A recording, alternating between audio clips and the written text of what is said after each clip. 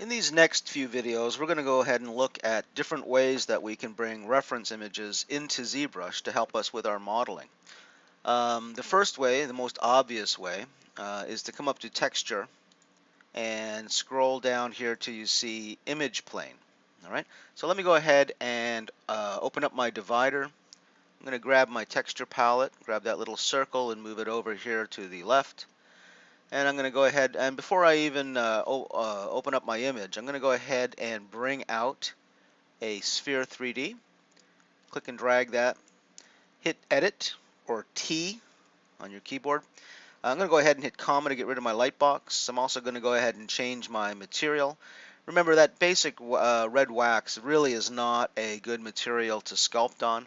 I would always advise you to change to the basic material right here, or the basic material 2, a much better material to sculpt in.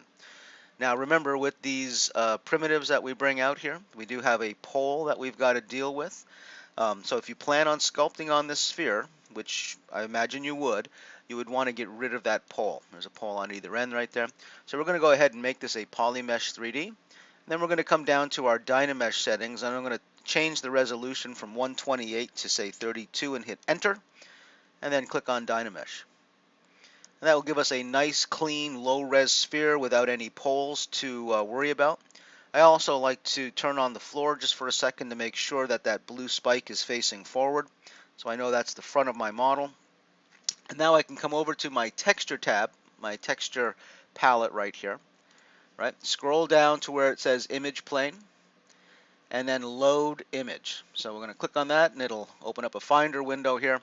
And we can click on an image and open that up.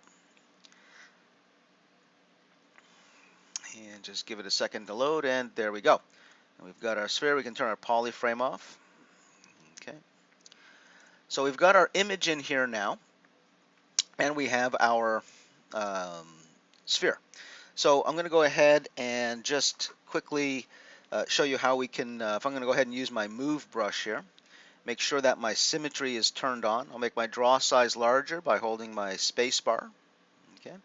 And we can start to push and pull this geometry to shape it. All right.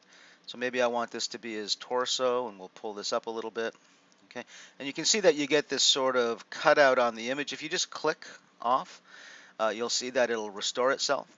Now, one thing that I can also do at this point is if I come over to my image plane tab and open up reference views, you'll see that I've got access to different cameras, if you will, right here. If I go ahead and let's just move this around here a little bit, and let's pull this in, smooth this out. Okay, so I'm just moving this around a bit just to kind of get the shape. Okay, and then I'm going to move it over. Oops. Move it over here like that, something like that. And I'm going to go ahead and just click on Store View. All right. So you can see now with this front button, if I move this around and I come back and just click on the front button, it'll snap right back to where I stored that view. We also have access to model opacity here, so I can lower the opacity on that. And it really depends on the material you're using. If I use the skin shade white, it'll be a little bit more transparent. All right. If you're using the red wax, it's going to be harder to see through. But from here now, I can certainly use my move brush and start to really shape this. Right. Now you'll find if you're using reference images that, and if you're using the image plane tool, that you'll have to move back up your opacity. And let me change the material here. And you'll find that it's easier if you move off of the model to do your shaping. All right, and then snap back to it. All right, to see how it's looking. Change your opacity down a little bit. Do some more sculpting here. All right, so the image that we're working with is not really a symmetrical image, so you're going to have to do a little bit of sort of, I don't want to say guesswork. Let's smooth this. We'll click right here. Again, if I just click on front, it'll snap right back. All right, so you can see that we can shape our model here. And now, again, realize that it's important that you do come off of the model and change your opacity. You need to be able to look at your geometry as well as the reference image. You cannot do all of your modeling looking through the model. All right, so turning this down. You can't do all of your modeling like this. You have to turn up your opacity and you have to step away from the reference image just to kind of compare what you've got. Okay, so this is one way, and I can also, if I had other reference images, I could bring those in and set them up with different views right here. Okay, let me go back here. All right. So this is one way. And now you can't really move this reference image around.